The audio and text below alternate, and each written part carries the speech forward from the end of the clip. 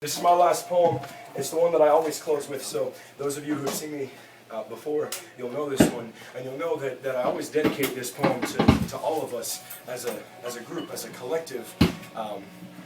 There's a reason that I'm fucking 30 years old and still coming to shows like this with people sometimes who are literally half my age, and it's not because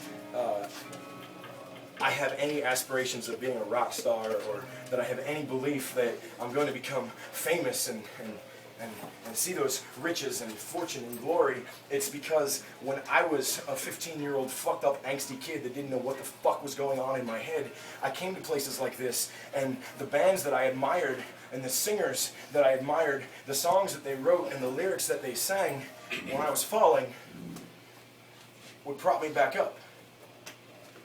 And I got a little older and somehow even sadder, and I found myself back in places like this, and I would fall, and these songs by these bands that I admired would prop me back up.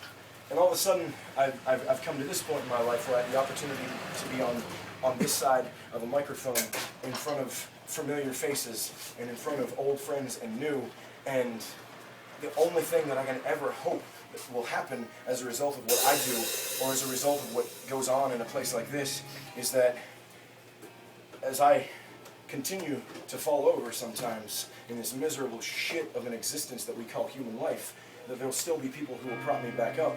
And I hope that the words that I say, if any of you find yourself falling, I hope that there's enough to prop you back up. So this goes out to all of us.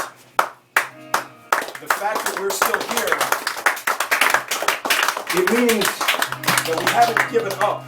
And it means that whatever forces of negativity, whatever darkness exists in this universe that's trying to wear you down and trying to make you stop wanting to be a part of living, it hasn't fucking won yet.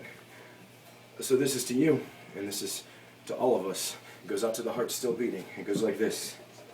In the field of forensic pathology, the term cadaveric spasm describes a very specific postmortem phenomenon.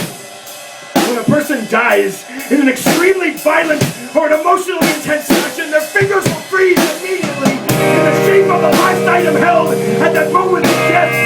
Soldiers have been known to die this way in the heat of battle, as they clutch with the last fleeting bite of their mortality, the grip of a pistol, the handle of a knife. It was 2 months after gravity combined forces with magma to turn the clarity of my grandmother's eyes into confusion that death, like a bastard, crept into her room and claimed her. She did not fight this because she was sleeping. Her hands as flat as the Sahara. At the funeral, the man that stood there, so long that death should be a reminder. No man knows the day, nor the hour, time on earth will pass. And not one of us can predict when we will draw our final breath. But the thing we must all remember is the U.S. I was 22 years old the first time that chemical struck me in my life. Rather than think that death had forgotten I existed.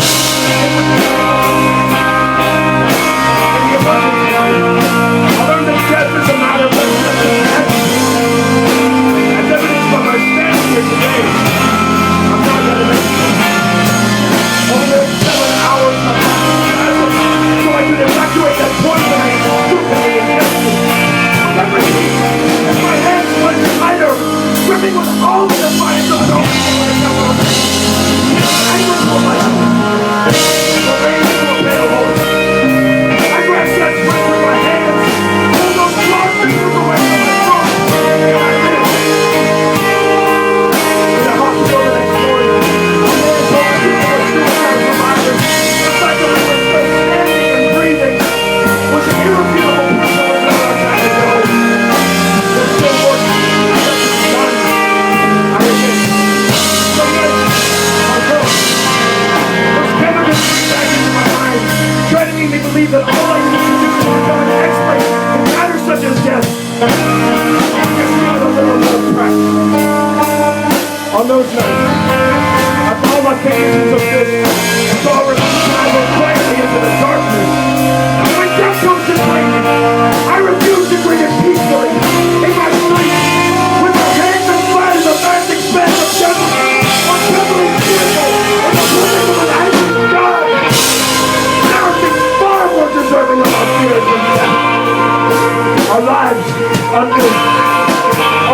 are thrown away. We're all called according to our own purpose. We are all the designers of our own empire. We create an entire world. And it's true. Not one of us will have a breath remain in our lungs before the moment we expire. But understand, there's only one thing that has ever mattered. Ever. And that is that we've been complete.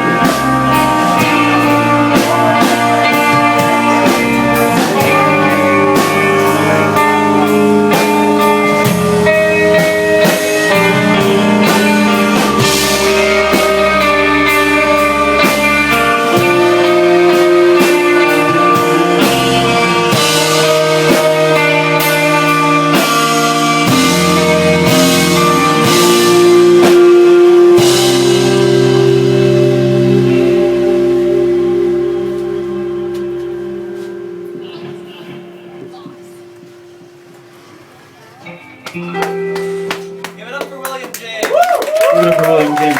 Seriously, it's fucking amazing. The first time seeing that live ever. Anything like that, so thank you.